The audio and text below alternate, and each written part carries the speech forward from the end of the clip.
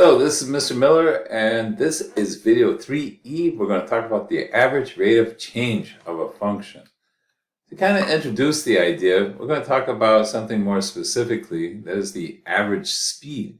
Given a distance time graph, can we find the average speed that the person was traveling in between the 2 points? To compute the average speed, you got to find how far you went, the total distance traveled, divided by the time you did the traveling.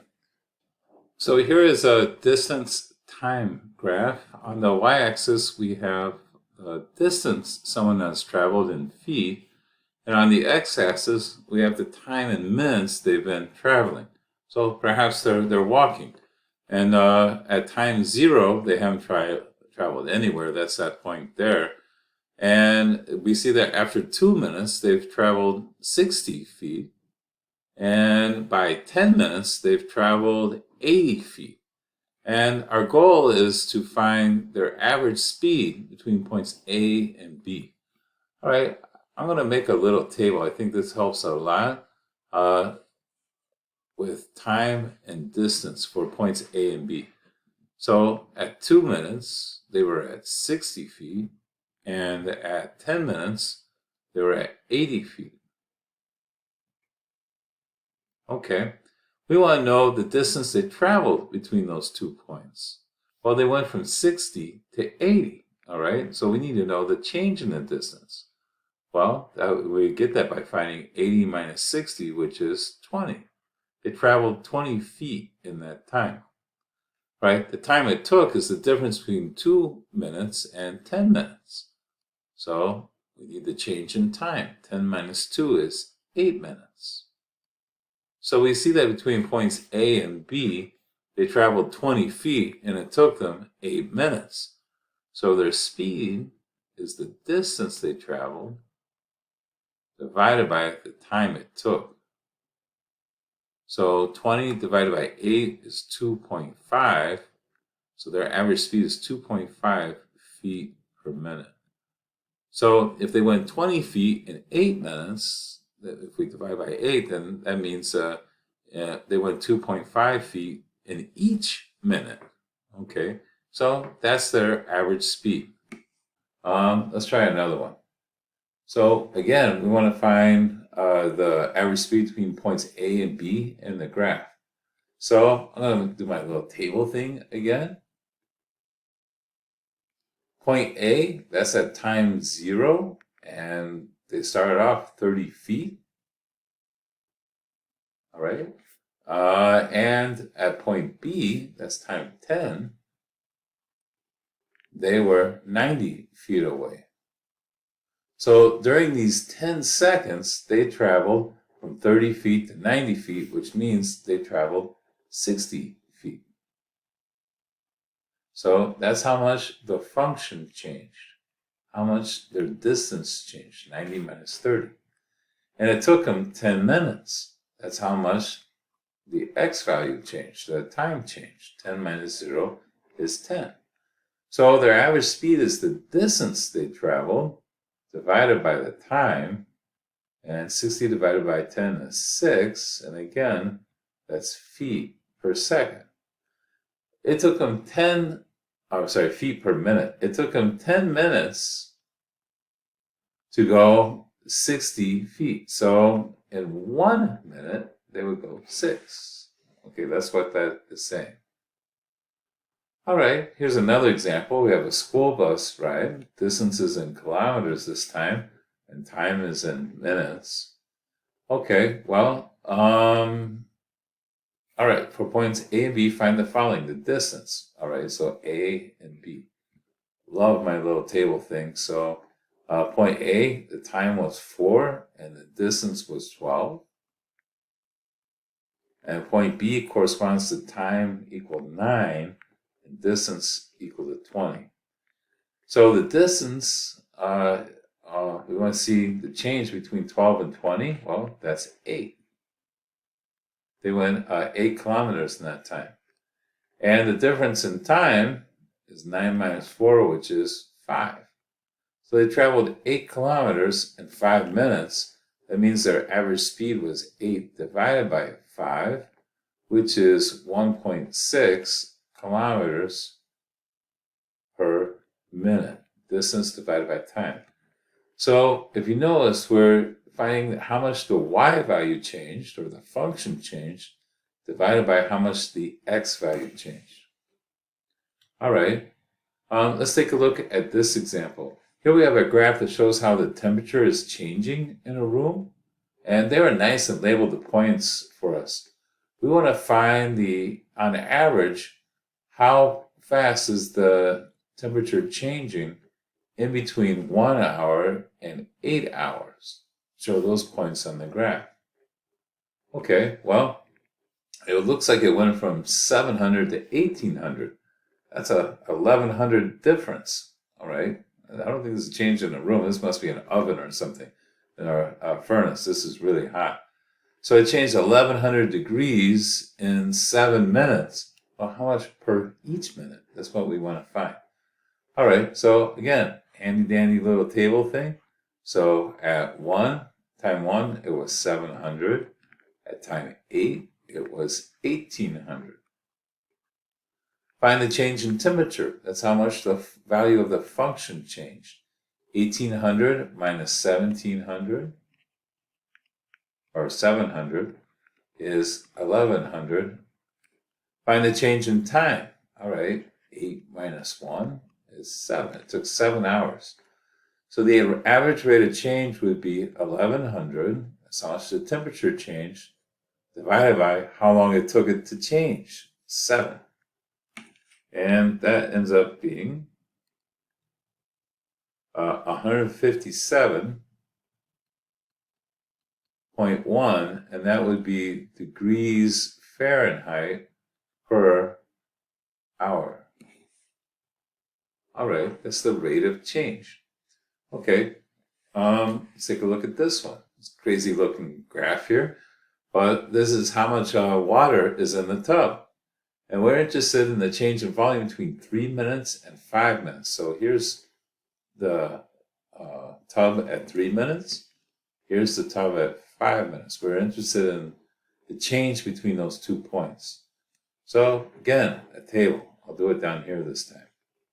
So at 3, the volume of water in the tub is 1. And at 5, the volume is 7. So this is time and this is volume. Find the change in volume between 3 minutes and 5 minutes. Well, the volume went from 1 to 7. So the change was 6. That's actually the change in the y coordinates here. All right. Went from 1 to 7. All right. Find the change in time. How much time passed between 3 and 5 minutes? Well, that's 2 minutes. 3 minus 5 is 2. That's how much x changed. Okay, find the average rate of change. Well, it's the amount the function changed divided by the amount time changed, which is 3, and I guess this would be gallons per minute. Right, so it's increasing 3 gallons per minute on average. All right, well, here we have from a table. We have a family traveling from their home to a vacation resort. This is their distance at different times. It says, what was their average speed between 2 and 5 hours? Well, we're looking at these 2 points here. So to find their average speed, we got to figure out how much their distance changed. 375 minus 140. And we got to divide that by how long it took. The change in time, 5 minus 2. Well, this ends up being 235 divided by 3, which ends up being 235 divided by 3, about 78.3.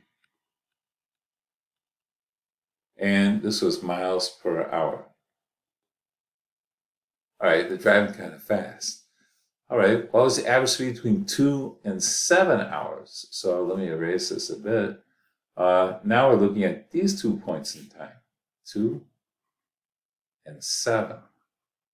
What was the average speed? Well, the distance, the change in distance would be 480 minus 140. And the change in time would be 7 minus 2. So this would equal 340 divided by 5. 40 divided by 5, which is 68. So between those 2 points in time, they were traveling at an average speed of 68 miles per hour. All right, all this is to get to this idea. So to find the average rate of change of a function in general. So here we want to know on average how fast is this function changing from x equals -3 to 5. All right, so well, we got to find the value of the function at those times, and then we'll see how much it changed. When we put -3 into the function, -3 squared is 9. When 5 is the input, 5 squared is the output, which is 25. So to find the average rate of change, we find out how much the function changed. 25 minus 9. Divided by how long, or the values of x it took for that to happen. 5 minus a -3. So the function changed by 16 over a range of x values that were 8 long. So it took 8 units in the x for the function to change 16. Well, how much does it change for every time x goes up by 1? It went up by 16 when x went up by 8, but how much does it go up each time? Well, 16 divided by 8 is 2. That's the average rate of this function. On average, it's going up by 2 for every value of x. All right, how about this one? Well, we got to evaluate it at the endpoints. Square root of 4 is 2. The square root of 16 is 4. So again, we want to find out how much the function changed divided by how much x changed. So the function changed by 2, x changed by 12. All right, so if x goes up by 12, the function changes by 2, but what if x went up by just 1? That's what we get when we divide. 2 divided by 12 is 0.17 approximately. That's the average rate of change for the function. On average, it's going up 0.17 for every time x goes up by 1. All right, well, here's a graph, and sometimes we're asked to find the average rate of change for a graph. Well, again, we just complete the table. When x is -5, the function is -4. And when x is 0, the function is 1. All right, well, to find the average rate of change, we've got to find how much the function changed. 1 minus a -4. I'm just subtracting those two values. And we divide that by how much x changed. We're going to subtract those values. 0 minus a -5. So the function changed by 5, x changed by 5 too. That means the average rate of change is 1. So in the graph, I don't know how familiar you are with slope, but if we connect these 2 points, it turns out that all we're really doing is finding the slope of that line. The slope of the line is how fast it's changing. And we're saying that it's changing at a speed of 1. Every time x goes up by 1, y goes up by 1, like that.